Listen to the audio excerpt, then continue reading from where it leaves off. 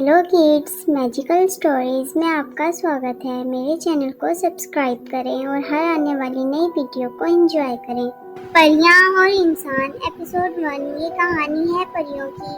सारी परियां मिलजुल कर रहती थी और एक छोटे से जंगल में बसी हुई थी, क्योंकि उनकी सरदार को एक इंसान ने मार दिया था और वो सब अपनी सरदार की निशानी की हिफाजत करती थी और उसे इंसानों से दूर रखती थी। जंगल के छोटे से दरख्त के अंदर एक खूबसूरत फूल था और परियों के छोटे छोटे घर बने हुए थे और उस फूल के अंदर एक नन्ही सी जान पल रही थी जो सरदार की बेटी थी। और परियों की सरदार मरते वक्त सब परियों से कहकर गई थी कि इसकी हिफाजत करना, यही तुम सबको तुम्हारा हक वापस दिलवा सकती है। सारी परियां बच्ची को बहुत ख्याल रखती थी और उसे दरख्त से बाहर नहीं निकलने देती थी। जंगल के अंदर इंसानों का भी आना जाना था। सारी परियां इंसानों से छुप कर रहती थी,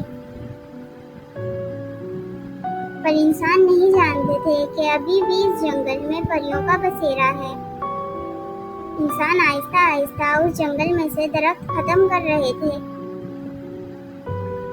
और यही बात परियों को तंग करती थी, क्योंकि वो भी एक दरख्त के अंदर रहती थी।